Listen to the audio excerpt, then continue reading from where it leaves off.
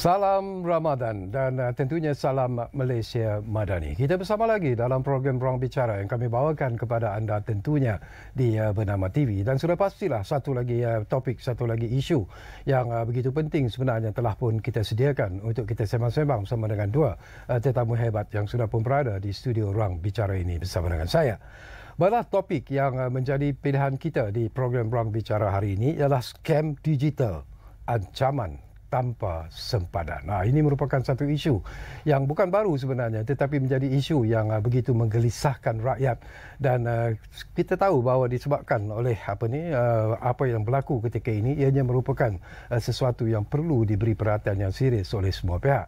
Dan bukan rahsia lagi bahawa ramai sebenarnya yang sudah pun menjadi mangsa kepada apa yang disebut sebagai scam digital ini, dan sudah pastilah ianya juga melibatkan wang ringgit yang begitu tinggi, berjuta-juta ringgit sebenarnya daripada mangsa-mangsa, daripada mereka yang menjadi mangsa kepada urusan ataupun kepada aktiviti scam ini. Dan inilah perkara yang ingin kami ketengahkan kepada anda bersama dengan dua tetamu yang sudah pun berada bersama saya di studio. Izinkan saya terlebih dahulu memperkenalkan tetamu yang sudah pun bersiap sedia bersama saya. Kita ingin mengucapkan selamat datang semula. Lama sebenarnya kita tak bersama. Jadi kepada yang berbahagia, SAC Bersara Datuk Ahmad Nordin Ismail yang merupakan pengerusi Persatuan Pengguna Cyber Malaysia ataupun MCCA. Jadi Datuk, apa khabar? Alhamdulillah. Sihat tu ya? Alhamdulillah. Bila kali terakhir bersama kami di program Ruang Bicara? Lama. Jadi saya gembira dapat bertemu semula dengan Datuk di program Ruang Bicara ini. Dan kita juga ingin mengucapkan selamat datang buat pertama kalinya kepada seorang lagi tetamu yang ada bersama kita, iaitu yang berbahagia Encik Wan Roshaimi Wan Abdullah yang merupakan Ketua Pegawai Teknologi di Cyber Security Malaysia. Jadi Encik Wan, apa khabar? Baik, Alhamdulillah. Sehat, Sihat, Alhamdulillah. Pertama kali rupanya Cik Wan bersama dengan kami. Bersama Bernama TV.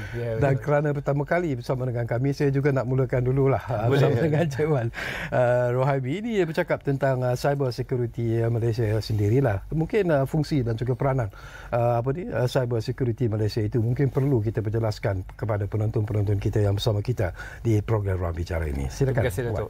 So mungkin saya boleh mulakan dengan peranan cyber security Malaysia yang secara generalnya, kalau kita tengok dari segi isu yang kita bincang pada hari ini, scam digital ataupun penipuan dalam talian, online scam dan sebagainya, fungsi utama yang kita boleh bagi kepada dua. Yang pertamanya, kita menyediakan satu tempat di mana para pengguna boleh melakukan laporan jika mereka di-scam dan sebagainya. Dan fungsi yang kedua, kita juga yang paling penting yang saya nak mahu inform di sini adalah kita juga menyediakan satu platform untuk beri kesedaran kepada semua pihak. Dan dalam topik kita pada hari ini, kita memang target kepada pengguna, general users at large. Memang ada beberapa lagi, jadi mungkin kita akan bincang seterusnya nanti. Okey, barangkali Datuk, kita macam saya sebut tadi lah, bukan rahsia lagi sebenarnya bila kita bercakap tentang penipuan melalui ataupun penipuan dalam talian itu sendiri, dan ianya seolah-olah sudah menjadi penyakit yang begitu serius lah saya anggap, dan ramai yang begitu yang telah pun menjadi mangsa kehilangan berjuta-juta ringgit dan sebagainya. Jadi apakah pada pandangan Datuk, kalau ini tidak diberi perhatian yang serius, kita bimbang bahawa scammers ini akan terus melaksanakan tugas mereka untuk mencari mangsa-mangsa seterusnya. Komen segitu. Assalamualaikum. Terima kasih Datuk kerana memanggil MCCA lah pertama sekali. Okey, kalau kita melihat pada isu itu, kita perlulah bertingkatkan lagi usaha lah supaya rakyat kita lebih mengetahui, lebih memahami apa yang dikatakan jenayah cyber. Sebab scam adalah jenayah cyber. Kalau kita tidak menanganikan masalah-masalah ini dan memberi pengetahuan yang lebih luas kepada mereka, dan mereka tidak tahu, mereka akan menjadi mangsa. Okey, itu satu bahagian. Di sini pula kita perlu lihat bahawa siapakah mereka mangsa-mangsa ni. Kenapa mereka menjadi mangsa? Okey, kalaulah sekiranya mereka ini adalah orang yang jenis tamak, itu salah satu daripada karakteristik dia yang menjadi mangsa. Tamak, dia ingin tahu tapi tidak mahu mencari kesahihan apa yang dia melihat. Kalau sekiranya dia melihat, mendengar benda yang dalam internet, tiba-tiba dia cepat percaya, mudah percaya. Benda-benda macam ni kita perlu meningkatkan usaha lebih, supaya mereka ini lebih mengetahui, memahami mengenai teknologi yang terada di sini. Betul, menarik. Mungkin Cik Wan, kita juga nak berkongsi sebenarnya. Mungkin kalau kita lihat daripada statistik yang dikeluarkan dalam Cyber 999 itu, kategori penipuan dalam talian scam ataupun penipuan dalam talian ini yang paling banyak dilaporkan, mungkin kita boleh dapat gambaran ataupun pencerahan. Ya, betul. So kita di Cyber 999 ataupun di Cyber Security Malaysia, kita memang mengeluarkan statistik mengenai insiden-insiden yang dilaporkan kepada kami. Pada tahun lepas 2024, kita menerima lebih daripada 4,000 laporan insiden dalam bentuk cyber incident, dan lebih kurang 3,200 daripada 4,000 lebih itu adalah tergolong dalam kategori online fraud ataupun penipuan dalam talian. Dan penipuan dalam talian ni dalam kategori itu, dia bukan sahaja, dia ada beberapa kategori lagi, seperti kita ada dari segi orang dapat email yang phishing email, orang dapat email yang diragui, investment scam, love scam, benda-benda yang seperti itu. Jadi kategori penipuan dan talian ini merupakan kategori yang paling banyak yang kami terima, dan statistik pada tahun ini pun sama, menunjukkan bukan peningkatan tapi the trend penipuan dan talian memang sentiasa di atas. So ini satu benda yang agak membimbangkan, kerana macam kita tahu, macam Datuk Nordin ada mention tadi, Datuk sendiri ada mention, penipuan dalam talian ini membawa kepada kehilangan wang ringgit. Itu yang paling penting atau dari segi individu dan juga negara. Kenapa mereka yang menjadi mangsa ini mudah sebenarnya terpengaruh dengan iklan-iklan yang dipaparkan, dengan janji-janji yang disebutkan ataupun akan diberikan dan sebagainya. Kenapa adanya sikap seperti ini ataupun sifat seperti ini? Jawapan saya yang paling straightforward adalah itu adalah lumrah seorang manusia. Di mana macam Datuk Nordin ada cakap tadi, tamak for example.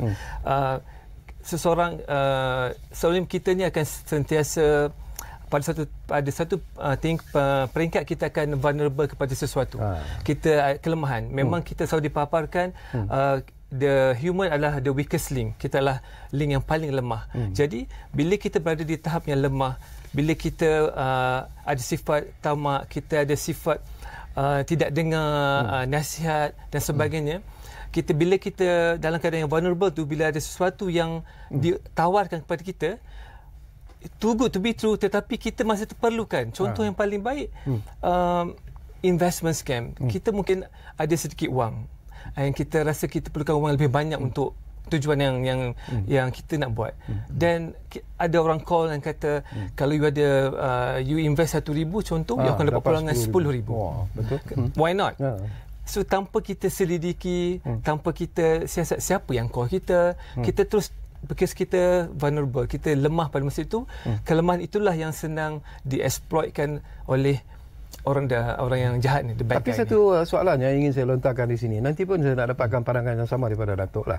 Mungkin Cik Wan, bila you sebut tentang investment scam, ini sebenarnya berleluasa ketika inilah. Setiap hari saya tengok ada saja tawaran-tawaran investment yang begitu menarik sebenarnya. Tetapi mereka pula membuktikan dengan fakta-fakta kononnya penama-penama berikut telah pun menikmati faedah daripada investment yang mereka lakukan. Apakah itu betul ataupun lebih kepada penipuan sebenarnya? Ya, itu adalah penipuan. Memang nyata adalah penipuan.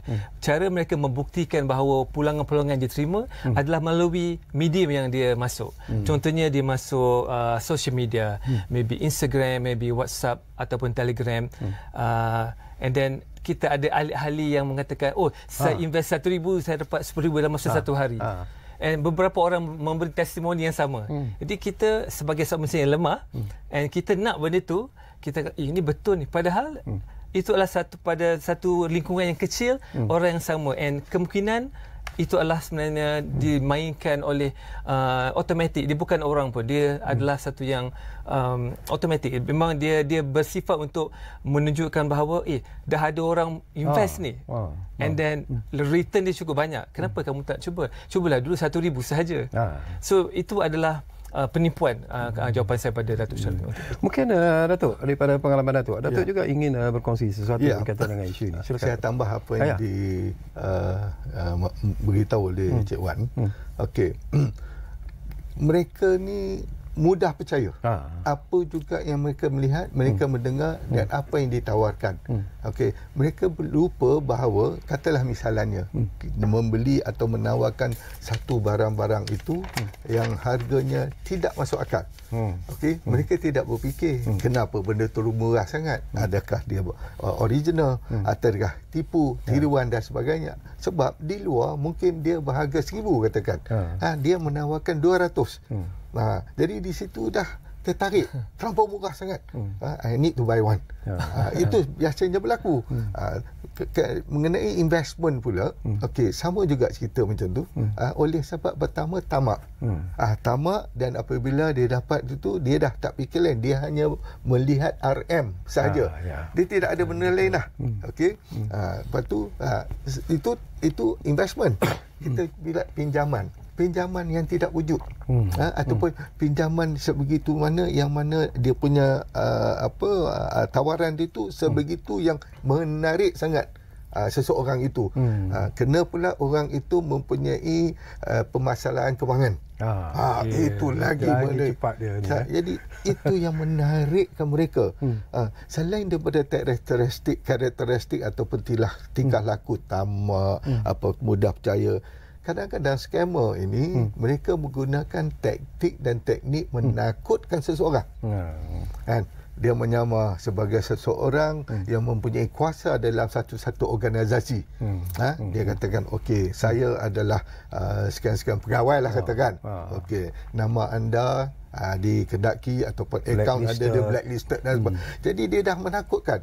Dan satu fenomena yang selalu saya bertanya, kenapa kadang-kadang mereka dapat viktim-viktim ini, mangsa-mangsa ini, semasa mangsa itu sedang melakukan sesuatu ataupun dalam keadaan di mana mereka tertekan. Itu satu fenomena. Saya pun tak tahu macam mana, tapi itulah keadaan dia. Jadi you tengah buat something, you terima telefon ataupun terima mail, nama anda telah didapati blacklist dan sebagainya. Jadi you dah takut, panik. You panik dan sebagainya. Lepas tu ada juga kerana orang ada mangsa yang kurang peka. Kurang peka mengenai keadaan, mengenai kegunaan teknologi, dan maklumlah masa kita ni. Masa-masa kita dulu benda ni tak ada. Kan? Jadi kita ni, dan yang lainnya kadang-kadang kita tak ada common sense. Celik akal tidak ada. Macam tadi saya beritahulah, barang terlampau murah, tak ada common sense untuk bertanya, untuk mencari, untuk Google dan sebagainya. Berapa harga dia di luar? Betul. Itu pandangan saya lah. Bila Datuk sebut tentang common sense, ini pun sesuatu saya cuba juga sebenarnya Datuk nak melihat sejauh mana betul ataupun tidak betulnya. Cik Wan, ini berlaku. Kadang-kadang mereka menggunakan nama-nama yang begitu hebat lah. Ada yang ustazah lah. Okey, saya bagi contoh. Baru-baru ni saya cuba satu yang keluar dalam media sosial lah. Seolah-olah macam menguji kita punya bukan kebolehan lah, kepintaran kita sejauh mana. Tapi soalan itu terlalu mudah to fill in. Dia letak macam sebuah negeri, lepas tu PE, R tu tak ada, AK. So saya pun saja hantar, okey, Perak. Dia kata betul, anda telah pun dapat membuat tekaan yang tepat dan akan menerima hadiah sebanyak RM30,000 tu. Bukan. Saya berterkejut, wow. Tetapi dia minta lah segala detail lah tapi lepas tu saya diam saja. Tapi ini pun penipuan sebenarnya. Betul. Itulah satu contoh penipuan yang memang sentiasa berlaku dalam bentuk quizzes, dalam bentuk questionnaire, dalam bentuk investment, dalam bentuk macam tadi love scam, macam Datuk Nordian ada mention, ada satu fenomena macam mana scammers ni tahu kita ni vulnerable at that time. Pada pendapat saya, scammers memang dia melakukan dia punya taktik ni secara rawak dan banyak-banyak kali. Dia targeting mungkin 1,000 satu hari and dia akan dapat mungkin 10%, mungkin 100 orang akan terpedaya dengan teknik-teknik dia yang digunakan. Sebab kita kembali pada asal. Bila kita tidak dapat menggunakan common sense tadi, benda yang kita rasa kalau kita sembang biasa, kita akan tahu ini tak logik ni, kan? Betul. Tapi bila somebody call and kita pula rasa macam kita nak belilah benda ni. Contohlah handphone Apple iPhone dengan harga RM300. Dekat luar RM5,000. 300 and offer cuma perlu berkata-kata, jawab sikit soalan, dapat beli harga RM300. So kita memang akan senang terberaya pada masa itu. Kalau beginilah situasi yang sedang kita hadapi, mungkin apa peranan yang dimainkan oleh cyber security sendiri dalam usaha untuk mengawal supaya situasi ini sebenarnya tidak berlarutan dan akhirnya lebih ramai lagi menjadi mangsa sebenarnya. Betul. So salah satu fungsi cyber security Malaysia adalah kita melakukan awareness kepada semua peringkat. Kita melakukan awareness dari segi peringkat budak-budak sekolah. Kita bekerjasama dengan peringkat universiti, dengan agensi kerajaan, NGO dan sebagainya, juga dengan institusi kewangan, banyak pihak. Jadi cara kita adalah kita cuba menangani dengan cuba meluaskan, memberi informasi kepada semua pihak melalui media-media yang tersebut, melalui institusi tersebut macam sekolah. Kita ada program dengan peringkat sekolah rendah dan menengah dan juga universiti. Kita berharap ini adalah salah satu cara mungkin kecil tetapi kita dapat the target groups. Kemudian kita juga punya target kepada golongan-golongan pesara yang kita tahu seringkali menjadi mangsa kepada penipuan dalam talian ni. Tapi saya pun nyatakan untuk kita menangani masalah penipuan di scam digital ataupun penipuan dalam talian, banyak pihak perlu mainkan peranan masing-masing. Semua pihak, semua puak kuasa, dan yang paling penting adalah diri kita sebagai individu, sebagai ketua keluarga dan juga mungkin ketua kampung, ketua masyarakat, untuk kita menerapkan sedikit demi sedikit kesedaran mengenai perkara ni. Ya.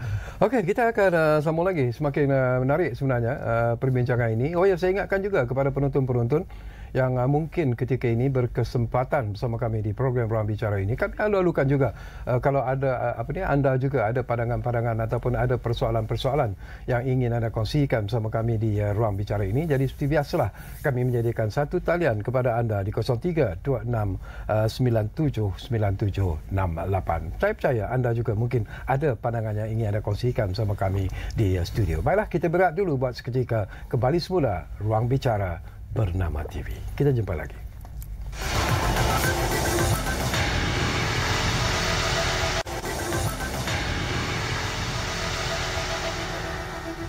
Okey, kita kembali semula ke Ruang Bicara ini. Masih lagi bercakap tentang satu topik yang cukup relevan, cukup penting, iaitu tentang scam digital, ancaman tanpa sempadan. Dan tentunya kita masih lagi bersama dengan dua tetamu yang menemani saya di studio Ruang Bicara hari ini. Mungkin Datuk, kadang-kadang ialah pengguna juga perlu ada kesedaran yang tersendiri lah. Mereka harus mungkin boleh mengenali tanda-tanda awal sesuatu serangan ataupun penipuan sebelum menjadi mangsa. Kekuatan apa yang harus ada dalam diri mereka sebenarnya selain daripada Terima kasih soalan tu. Memang menarik. Sebab orang kata tanda-tanda awal mungkin kita akan jadi mangsa. Apabila orang yang berhubung dengan kita ini tiba-tiba mengancam. Mengancam, kata okey, yang pertama sekali dia kata okey, perbualan kita jangan anda cerita atau beritahu siapa-siapa. Itu tanda pertama. Kenapa tak boleh beritahu pula? Kan? You talk to me, I need to speak to my husband or to my, kita tak mau. Kemudian kadang-kadang dia orang ni macam tadi saya maklumkan, dia akan perkenalkan, saya adalah inspektor sekian-sekian, ataupun saya adalah pegawai tinggi di dalam organisasi, kan?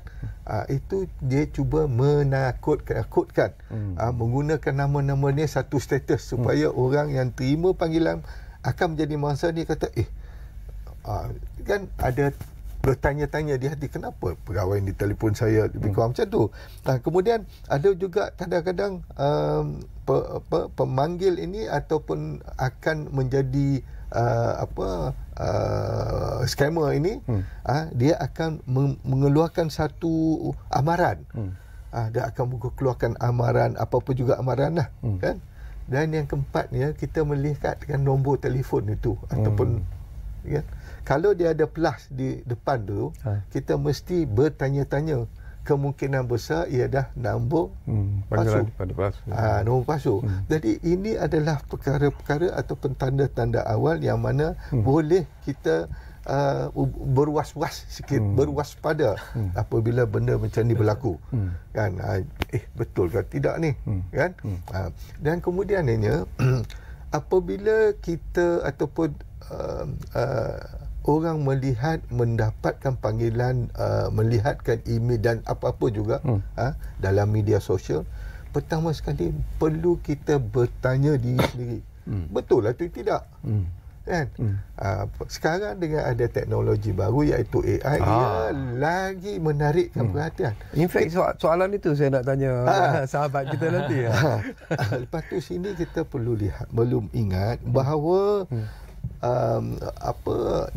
semua aktiviti penjenayah melalui talian ini, mereka akan menggunakan berbagai-bagai taktik dan teknik supaya mereka dapat menipu dan memastikan mereka mendapatkan maklumat untuk dapatkan maklumat peribadi seseorang. Macam tadi Datuk beritahu. You dapat itu, you terpaksa nak bagi nama maklumat peribadi. Kan? Kemudian ada pula yang lain, dia nak cuba dapatkan kewangan. Macam tadi Cik Wan cakap, dia punya target walaupun dapat 100, that is success. Walaupun tak 100, 50 katakan. Ada juga yang mana dia tidak akan minta duit secara tu. Dia kata, you boleh tak beli, kan kadang-kadang credit card, a certain amount ni kan, voucher ke whatever. Those are, amount tu ni lah yang terkena bayar, kan. Kemudian kadang-kadang ni harta benda. Dia menipu untuk mendapatkan harta benda you. Jadi benda macam ni berlaku. Itu yang senang dia orang jadi mangsa.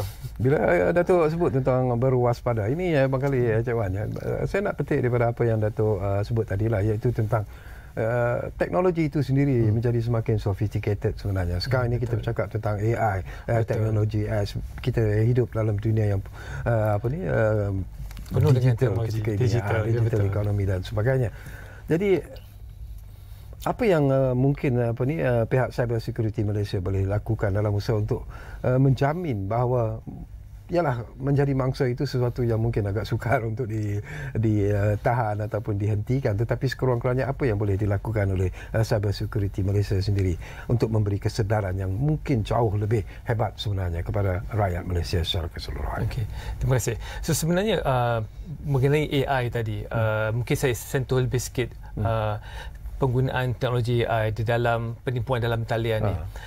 Sebab kita tahu sekarang sudah satu teknologi yang deepfake yang selalu digunakan. Deepfake satu teknologi AI yang mana dia digunakan untuk membuat satu video, satu audio dan juga image, yang mana contoh Datuk Syarkawi ada satu gambar, mungkin kita boleh simulatekan Datuk memberi sesuatu suara pun boleh ni. Betul, suara, muka dan sebagainya. Jadi suara-suara ini digunakan. Kalau kita semua sedar, memang baru-baru ni memang ada video-video yang tersebar yang menunjukkan sesuatu orang-orang berkepentingan yang melakukan satu video yang menyuruh kepada sesuatu benda.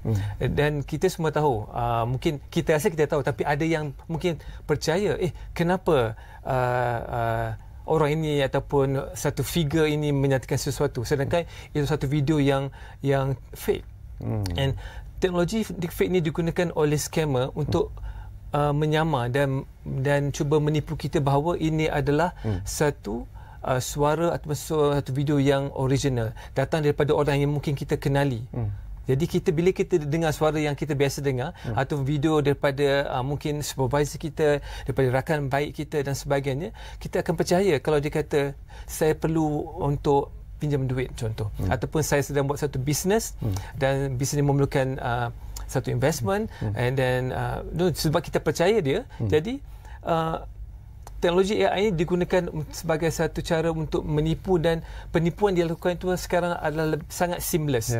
Susah nak cari cacat celanya penipuan menggunakan deepfake. Betul. Dan kami di cyber security memang kita mempunyai satu teknologi juga yang kita bangunkan bersama dengan pihak luar, universiti dan sebagainya, untuk kita mengenali video ataupun audio yang fake ini. Kita boleh buat analisa dan kita boleh detect. Tapi yang paling penting, yang saya rasa at the end of the day, is still kesedaran kepada kita sendiri. Memang kita boleh ada macam-macam teknologi untuk mencegah dan sebagainya, tapi bila kita combinekan, kita gabungkan elemen kita sentiasa vulnerable, and kita sentiasa ada masalah yang tertentu dengan skema yang mempunyai pelbagai taktik dan teknik untuk cuba memperdaya kita, one way or the other dia akan bergantung pada kita sendiri. So kita kena pastikan bahawa berwaspada agar tidak mudah terpedaya dengan penipuan ini. Ada benda paling penting yang saya nak mention juga. Bila berlaku penipuan dalam talian, hujung-hujung kita duit hilang, kan?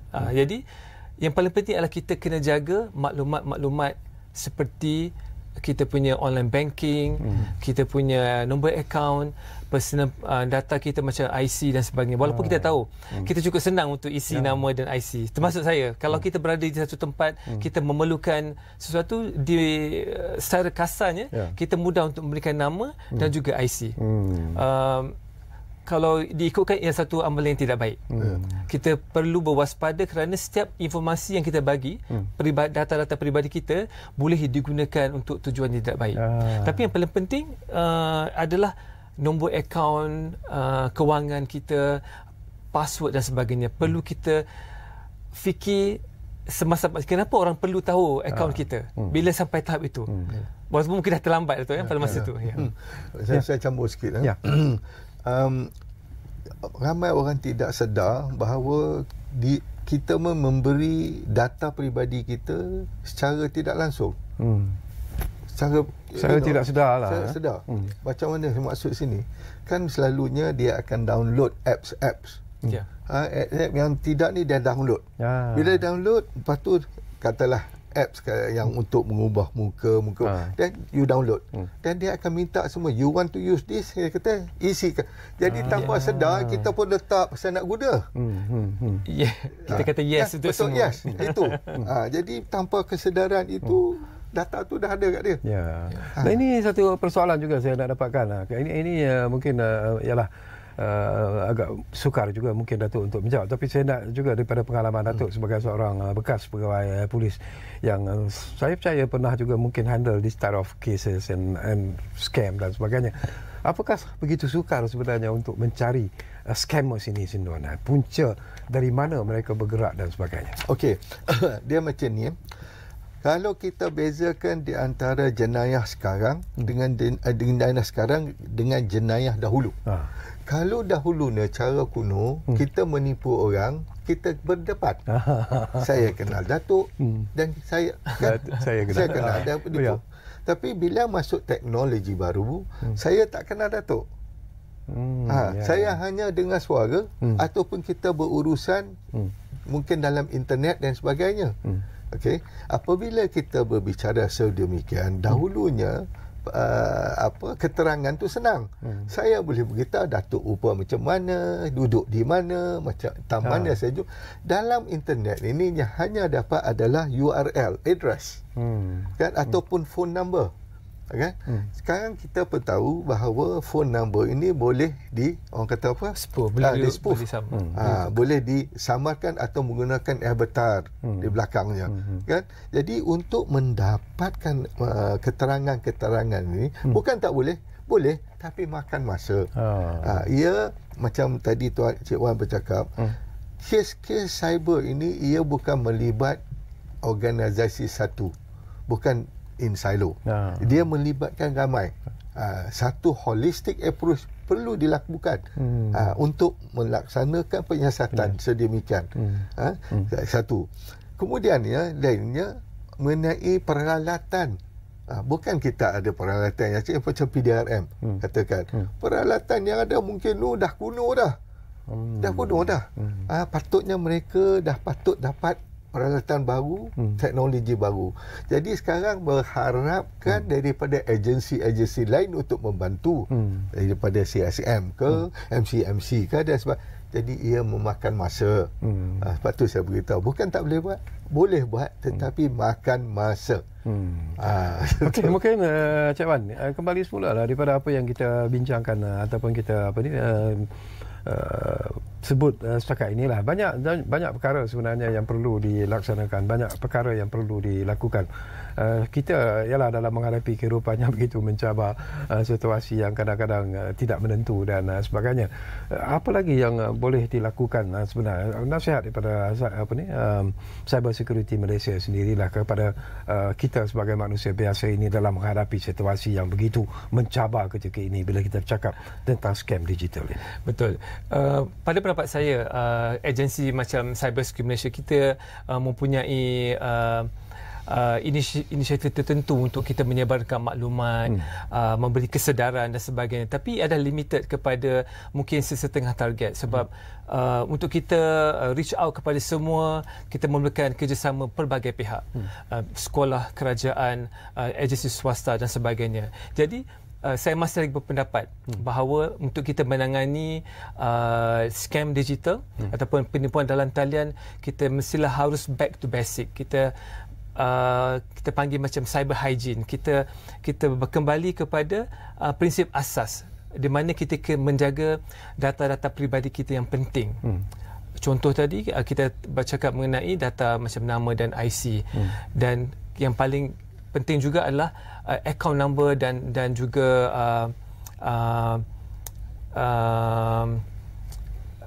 dia panggil macam the password, username dan password yang kita pakai. Jadi benda-benda yang seperti ini adalah sepatut kita jadikan satu benda yang bersifat peribadi.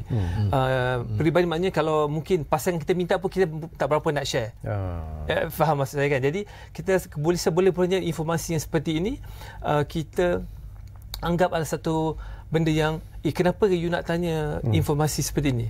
Jadi bila kita sentiasa ada perasaan ataupun that kind of paranoia seperti itu, kita akan insya-Allah lebih terselamat kerana kita akan sentiasa soal balik kepada orang yang cuba scam kita. Kenapa pula you nak tahu? Walaupun kita layan dia, mungkin kita nak masuk peraduan dan sebagainya, tapi saat dia meminta maklumat seperti account number dan sebagainya, kita terus this is wrong, ni tak betul ni. Kenapa tiba-tiba only bank pun tak minta, dan sebagainya. Lagi satu, kalau dari segi teknologi yang kita boleh sarankan, sekarang banyak kita menggunakan dual factor authentication, maknanya selain pada username dan password, kita menggunakan token ataupun OTP dan sebagainya, yang kita dapat SMS ada 6 nombor yang kita masukkan untuk memastikan bahawa itu adalah kita yang melakukan transaksi. Itu adalah penting juga kerana itu adalah langkah kedua di mana pihak bank contohnya boleh mengesahkan bahawa kalau kita melakukan transaksi, ia adalah datang pada kita kerana nombor tu diberi kepada telefon kita. Yang jadi masalahnya, nombor dapat pada phone kita, and scammer tanya apa nombor tu, kita pun bagi pada scammer tu. Macam tu Datuk tadi saya sambung sikit. Apa yang Tuan Buan cakap tu, sekarang saya tambah sikit. Kita tidak sedar mereka terima panggilan, katalah daripada bank, okey, ataupun siapa-siapalah mengatakan nama anda telah dikendaki, akaun anda, okey, apa tu dia minta pula nombor akaun. Kalau lah you daripada kata akaun saya, you mesti tahu. Nama saya mesti ada, IC saya mesti ada. Pasal apa you nak minta lagi?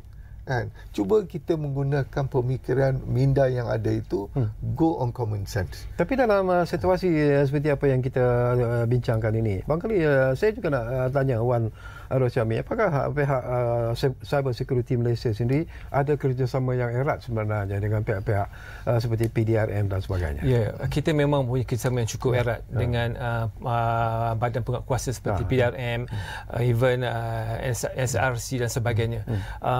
Setiap laporan yang dilakukan, insiden dilaporkan kepada kami, kita akan laporkan juga kepada pihak tertentu, dan selalunya memang untuk sesuatu insiden itu disiasat, pelapor dah melaporkan kepada pihak polis, dan pihak polis akan ambil kes tu dan akan melakukan penyiasatan. Dan dalam melakukan penyiasatan inilah Cyber Security Malaysia memang selalu bekerjasama dengan pihak penguasa seperti PDRM untuk melakukan servis seperti digital forensics dan sebagainya. Kita mempunyai kepakaran untuk mengenal pasti sesuatu benda ataupun untuk mengembalikan data dan sebagainya. Jadi kerjasama kita dengan pihak penguatkuasa memang saya boleh katakan memang baik.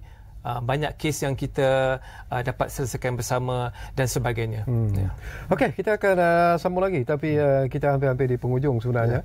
Dan mungkin kita akan berehat buat kali terakhir dan kembali nanti. Tak banyak masa lagi yang tinggal, tapi insya-Allah mungkin ada lagi beberapa persoalan menarik yang sempat saya kongsikan bersama dengan kedua-dua tetamu di studio. Kita masih lagi bercakap tentang scam digital, ancaman tanpa sempadan. Kita jumpa lagi selepas berehat buat kali terakhir.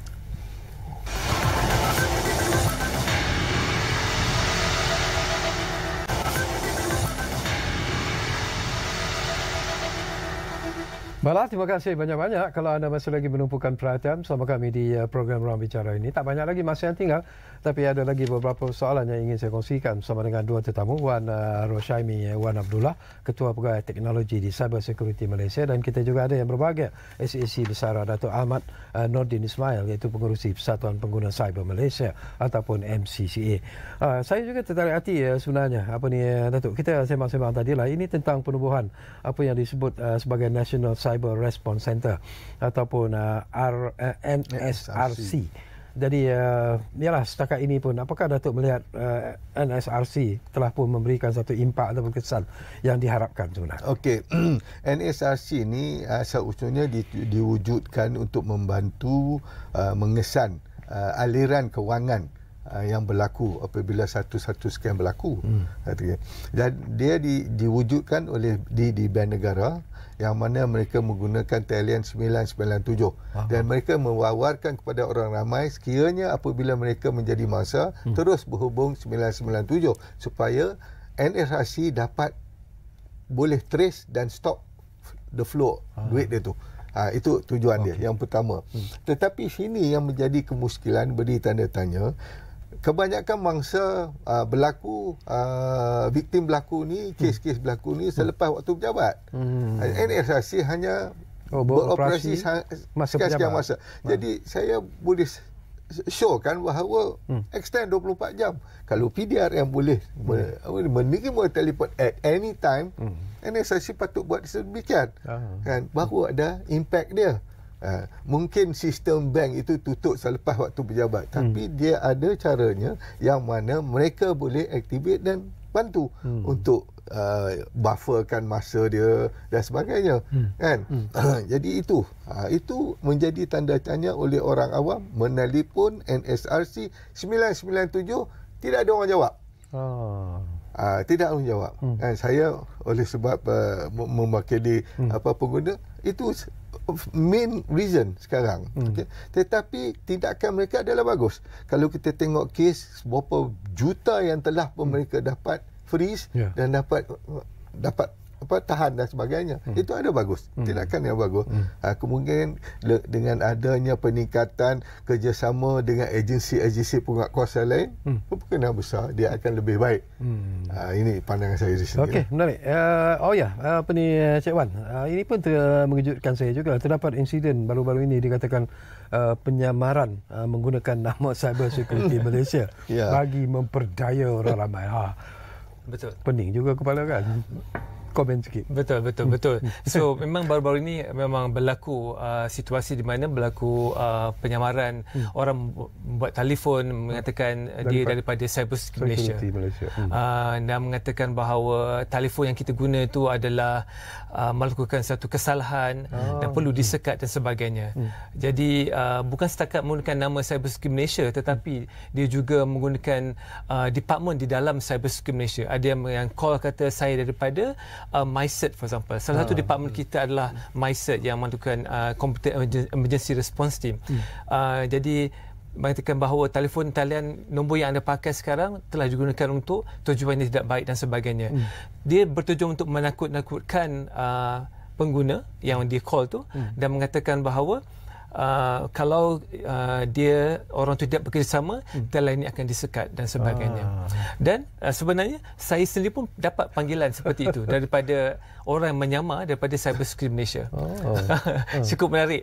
Yang menarik satu lagi, Datuk, orang ramai tidak tahu apa CSM. Apa itu Cyber Security Malaysia? Apakah itu MyCert? Betul. Orang ramai tidak tahu. Jadi bila menerima satu panggilan dan menakut-nakutkan, dia daripada tidak tahu, dia macam tahu pula. Tahu tapi menakutkan.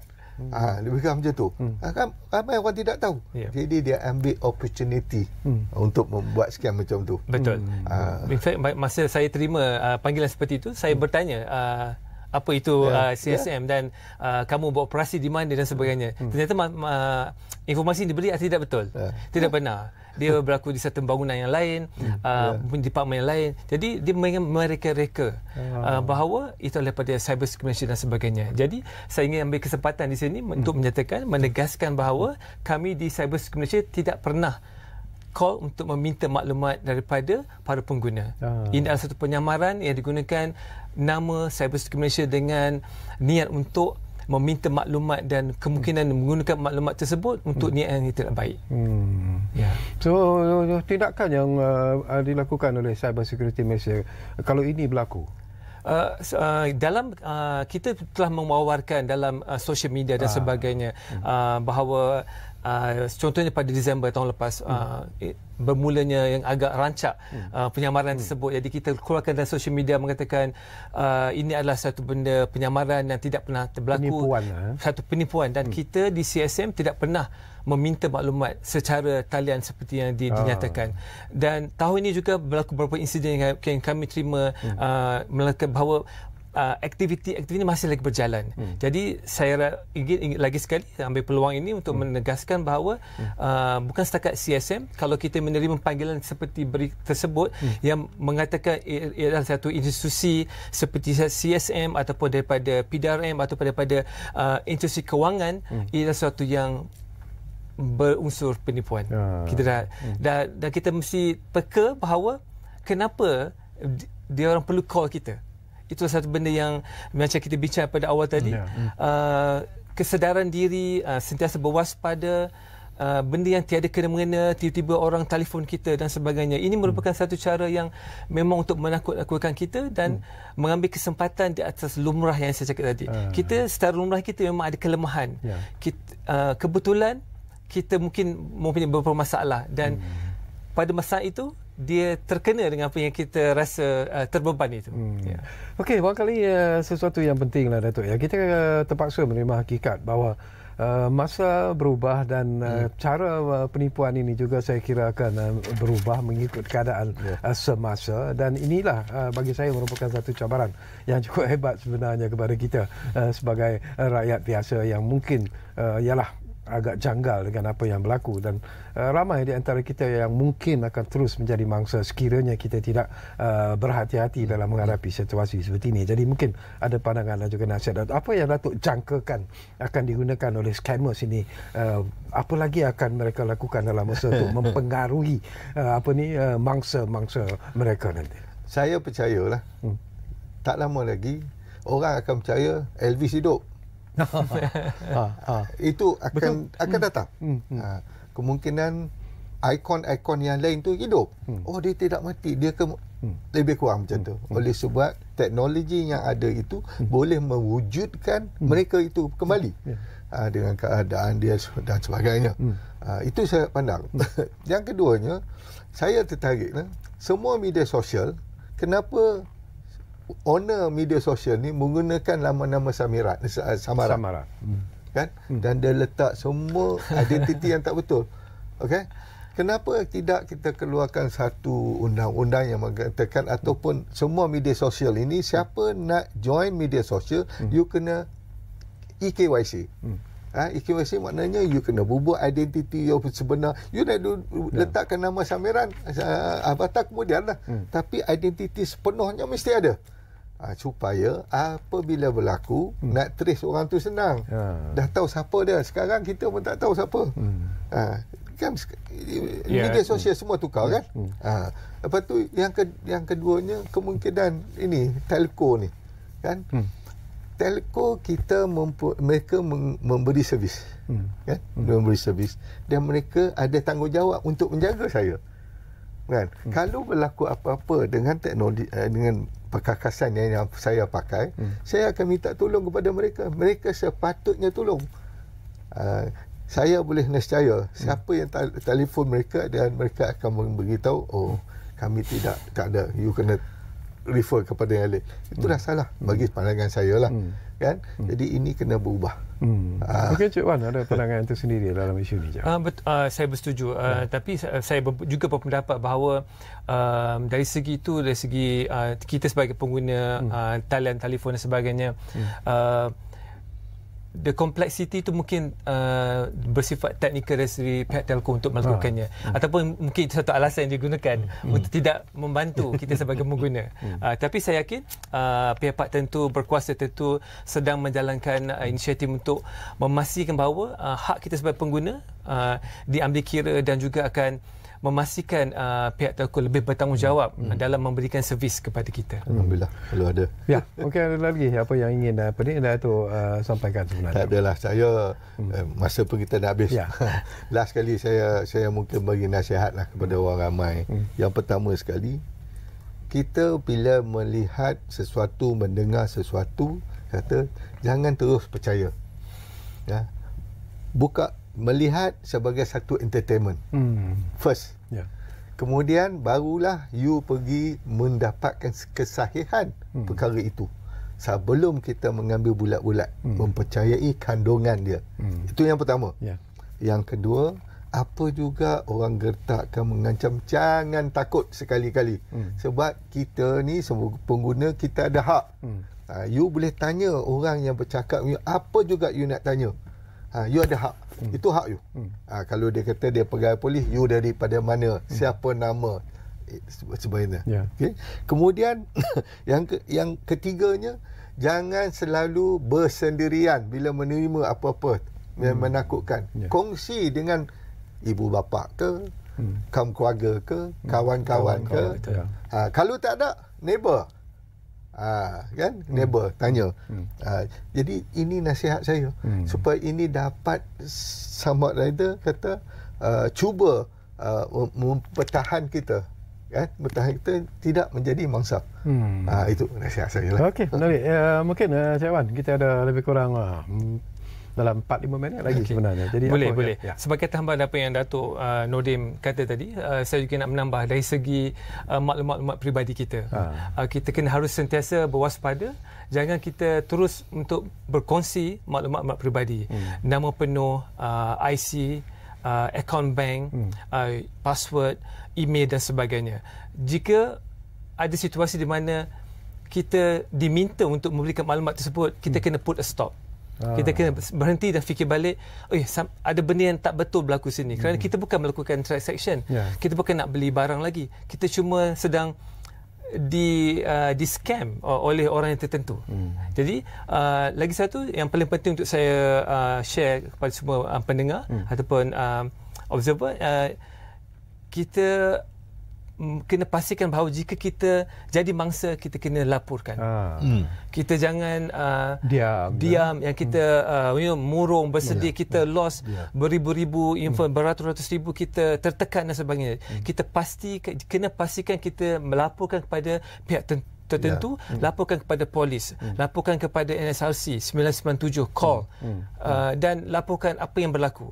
Jadi bila kita lakukan laporan, barulah tindakan dan penyiasatan dan sebagainya boleh dilakukan untuk menyelamatkan mungkin dari segi wang kita yang telah terkorban, yang dah digunakan dan sebagainya. Jadi sentiasa berwaspada dengan maklumat peribadi, dan jika kita dimangsa, jangan hesitate, jangan ragu-ragu, terus laporkan kepada pihak berkuasa. Jangkaan Cik Wan sendirilah selaku Ketua Pegawai Teknologi di Cyber Security Malaysia, kita menjangkakan bahawa ianya akan menjadi lebih mencabar, lebih sophisticated bila kita cakap tentang scam digital ini.